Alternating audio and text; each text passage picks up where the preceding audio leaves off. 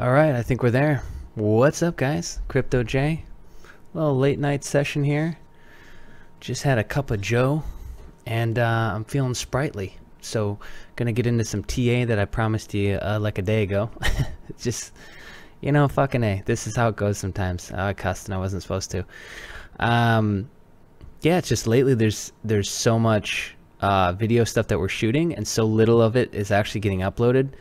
It's starting to bother me, actually, to tell you the truth, because there's like this growing graveyard of stuff that we put in a good amount of effort on, and then it's just not getting used because timing, and then it expires and something new happens, and we got to kind of cover that because we're transitioning. If you follow us on YouTube, we're kind of transitioning the channel. But anyway, so that's been keeping me really busy, and that's why we are where we are today. So you're looking at a crazy little chart here.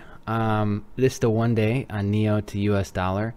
This is the chart that I was working on off of Bitfinex when I was going through this. If you remember, or well, not remember, but if you're part of the Discord, then you'll have remembered I made a couple calls on my entries for NEO. Okay, so let me show you the final version, and then we'll rewind all the way to the beginning and take a look together. But I got in back here. There's a lot of new traders in the community, and me myself, I'm newer to Elliott Wave and a lot of more advanced TA that I'm getting into, which I absolutely love, by the way. TA is just, man, I don't know. I found myself just absolutely falling in love with it, which I think is very important. But I was showing some example of not using advanced stuff, just using some MACD, RSI, Confluence, and those indicators, some level 2 stuff, and then some fib retracements. So this little white circle that you see here, this little guy right here, that was actually my entry point. It was like 110, 111. It was right in here, which you'll see these two candles look completely different. We're on a 1 day, so we're going to zoom in on our time frame here. But that was my zone, my entry zone, and I grabbed that falling knife. Wasn't the bottom of it by any means, because we got a lot of John Wick action going on here.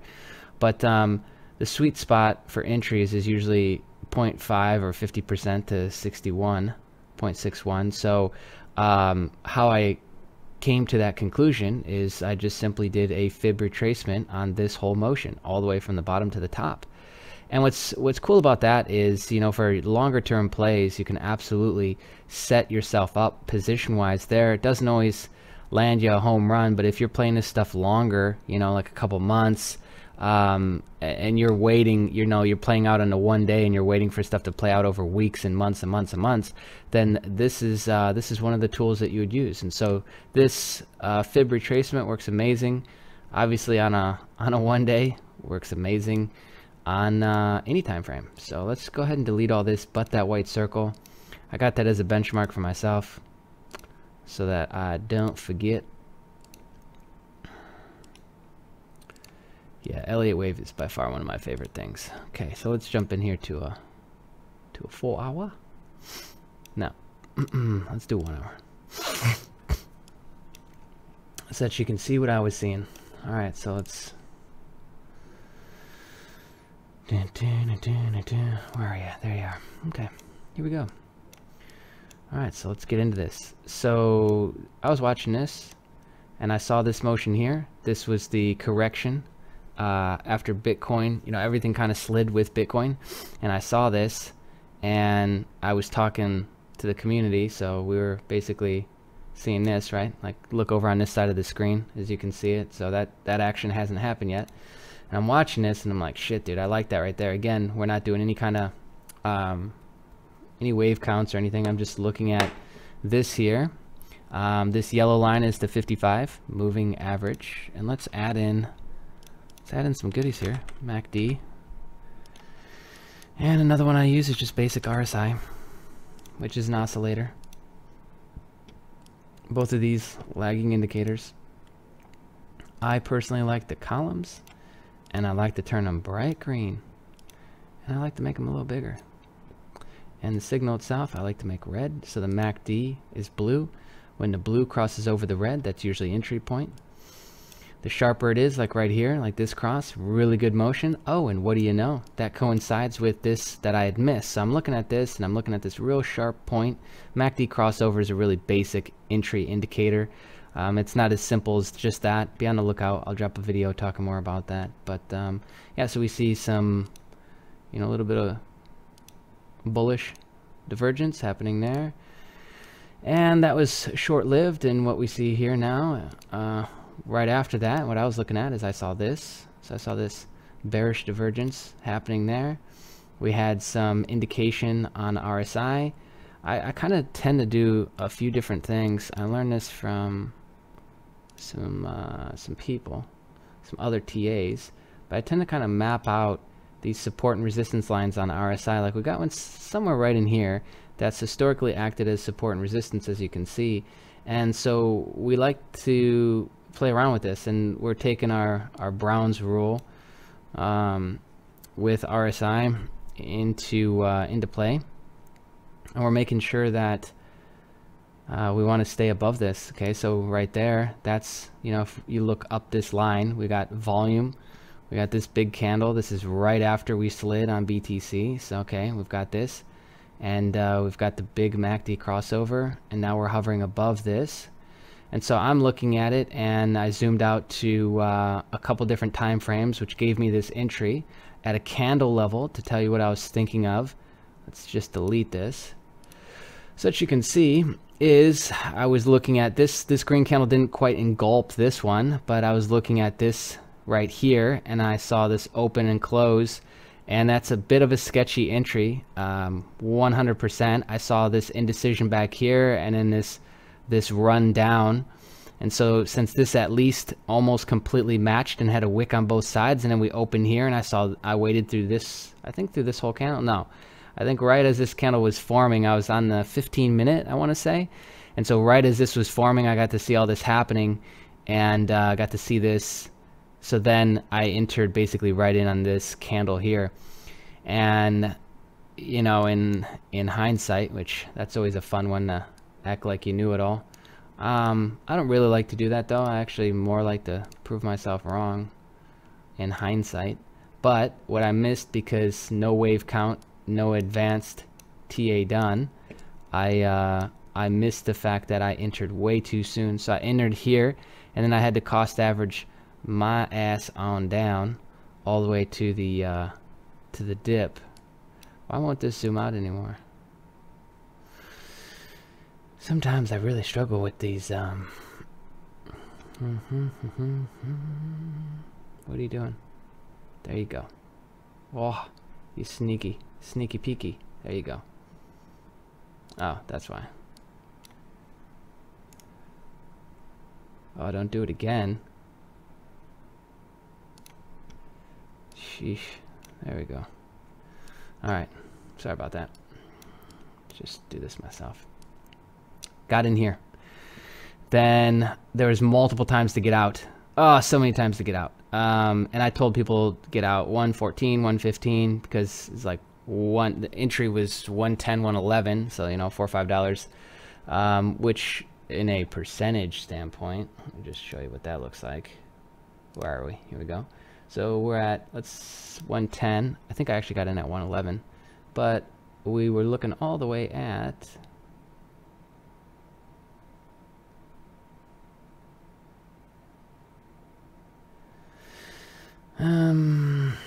sorry, blank there for a sec. 115-ish, 4%. A lot of people in the community scalp trade, so that's good. 3 to 5% they're getting that all day. Come on. So yeah, and then I was going to hold on for more because I thought that was it right there, and we were about to break out.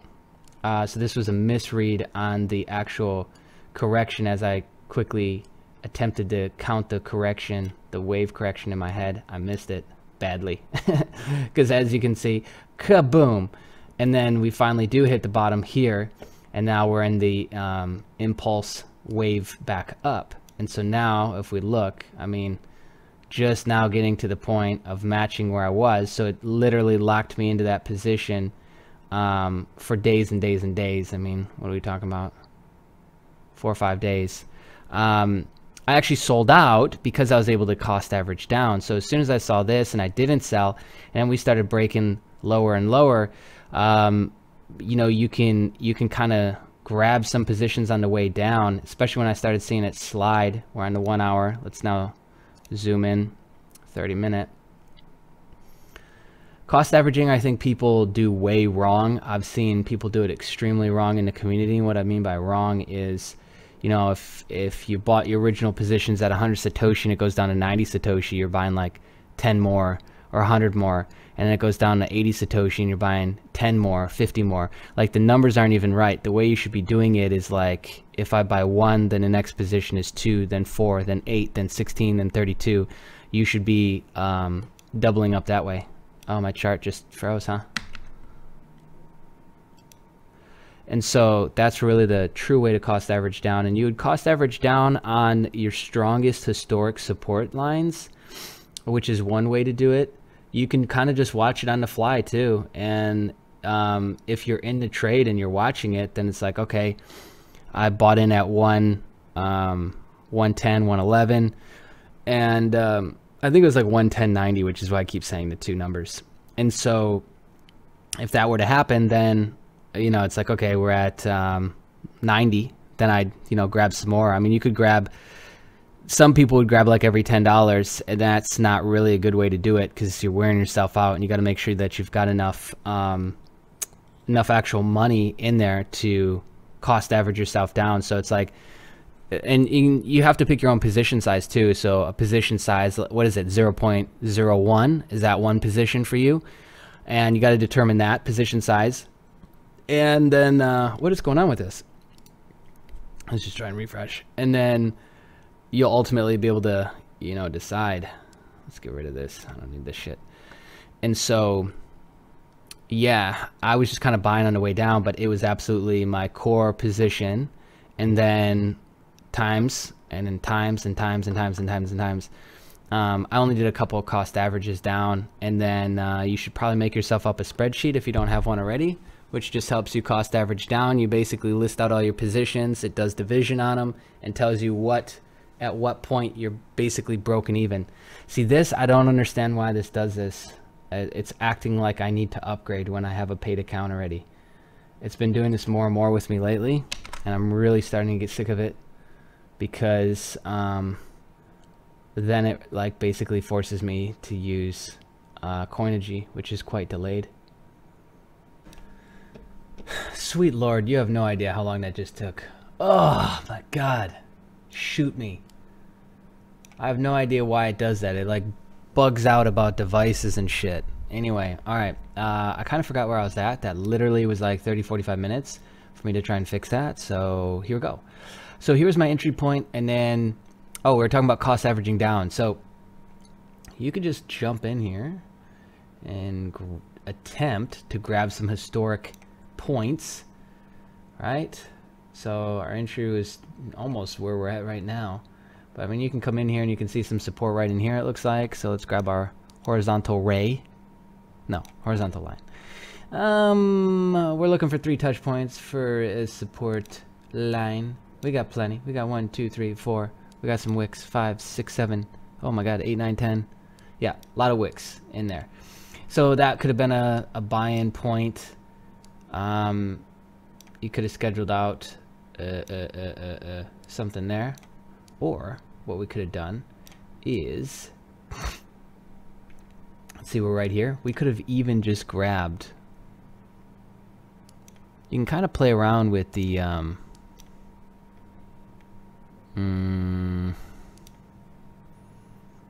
trend guys, trend-based fibs. Yeah, see, that wouldn't give you what you need. So if we went back in time further, oops. I think this is when I zoomed back out and I went to some historic, which is way back here on just a fib retracement, just a trend-based fib retracement, and that pulled me down, and there was something down in here that I grabbed. But even if you didn't know, you'd be in this trade, right? You'd be on a 1 minute or a 5 minute chart.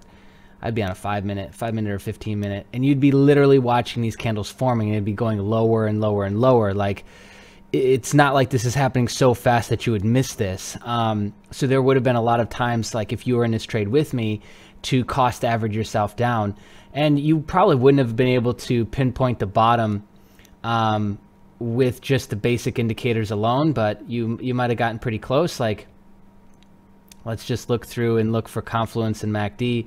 So we got in there, we're following along. Let's see if we see anything big around here. We do. We see a bounce right there. We see a really hard pivot here, or a little V motion. That usually means it's going to spring. And the further it gets down, like the further it like droops down, like this, or like goes really high up, then what we're looking for is a strong reversal when it starts going the other way. So we like these big motions here. So this is fairly big. Like if we go back historically, that's one of the biggest little W's right here. Okay, and we got an M forming now. So yeah, saw that here. And again, this might have been another point because we thought, okay, it's going to turn here. So maybe we bought in like right in here, which ain't bad at all. So we're getting in the $74 to $82 range. And then you would have been fine. Like if you're just following MACD and we're completely oversold at this point on RSI, and you're like, okay, yeah, this will work right here. The MACD crossover, yep, we're about to bounce. You got some volume indication going on here, and then you put in another buy order thinking this is the bottom, which is probably what a lot of you would have done. Then boom, that's your bottom. You would have been fine if you would have just cost average down here, because then your profit is probably somewhere right around in this zone right here. This 101, maybe $90 to $100 would have been your profitability at that point. And so as it bounced, let's say you cost average yourself down here. As it bounced, then you would have been starting to look at profit on this run right here. So again, we saw this, we see it fail, and we see a nice, another sharp kind of bottom here. And finally, here we go. All right. And so again, if we're in this trade, you would have seen on a 5 minute, a 15 minute, a 30 minute, you would have seen these green candles stacking. So you're thinking, okay, yes, sweet, 3-night scenario. I'm about to get back in profit. And we just saw in the MACD, like it never turned back. We see it here on RSI, completely staying above this little support zone here. This is this whole section here. You see it right there. So, I mean, there's a lot of confluence going on. We see our histogram. We see this. Why is my voice getting louder? I'm getting more and more excited, I think. Starting to wake up, we see this. Yeah, little divergence happening. Yeah, there's a lot. And then we see this dip, but once again, we see what? We see this. But these are really strong, deep, long volume indicators on the histogram, okay? Same thing here, very sharp, very pointy on the RSI. So once again, we're seeing this. Oops, we're seeing that. I mean, we're seeing, oops. Oh, I don't know why. Some of these, it stays on them, some of it doesn't. We see that. We see a volume increase. We got, yeah, we got a lot of confluence happening right there. So that would have been, you're thinking that you've got your bottom, and you would have bought in the rest of your positions. Well, actually, you would have bought in the rest of your positions here, but now you're starting to turn around, and you know you've got this whole zone here to buy, or to sell off rather. And I understand that in hindsight, like playing back through these trades is different than being in it. The thing I would suggest is that you get to the point to where you're just about as neutral. Like I'm fairly neutral talking about it now. It's not because it's done. It's because I'm actively trying to neutralize my emotion down to where when I'm in the trade, I'm not like so panicky. And I still am. Not as bad as like when I first started, but I'm still shaking those feelings. Absolutely. I can admit that to myself. And so, yeah, that's how that whole thing played out. So it's not bad to buy in early. Like I bought in early because I missed a lot of other indicators to go along with this. And I didn't tweet it out, but I posted it out to the Discord. I don't remember what I wrote actually, thinking back now, but doesn't matter. I got in too early. I kind of broke my own rules. I got excited, you know, seeing this playing out with NIO.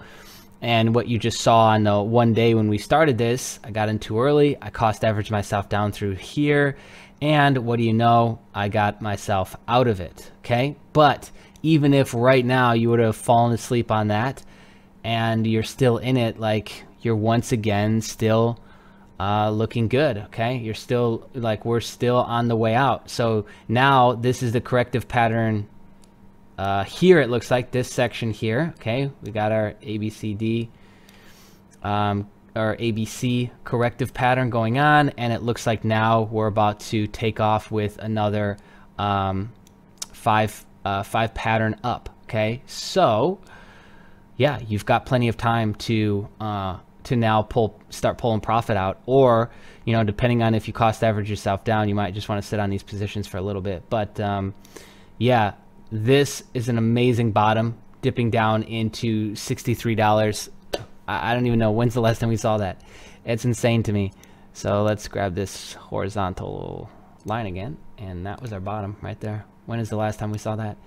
We haven't seen that since the 30th of December, and I'll tell you what, it's going to be a while before we see it again. NIO is about to take off again. So yeah, NIO is definitely a good play, especially if you got in down here, or maybe goofed up a cost average down, and now you got a nice, you know, $70, $80, $90 profit line. You're in good shape. You're in good shape for what we're about to see over the next couple weeks. But yeah, that's just kind of my quick little NIO journey, and this is what you can expect on the Steemit. So I hope you guys enjoy this first video. I don't really know exactly how Steemit works. Hopefully I'll get better as time goes on, but upvote this and leave a comment if you like. I probably won't get to a lot of the comments, and I kind of do that on purpose. We've got a full community, a Discord community, and that's where I spend all of my time. I cannot spend time on Twitter and YouTube and this and you know what I mean? So I spend it all on Discord, give 100% my energy there. So if you're not in there already, registration right now is closed, but you can probably get in the next 30 days. We'll open that up again. And thank you so much for tuning in, and we'll be shooting some more videos and doing some more TA very soon. See ya.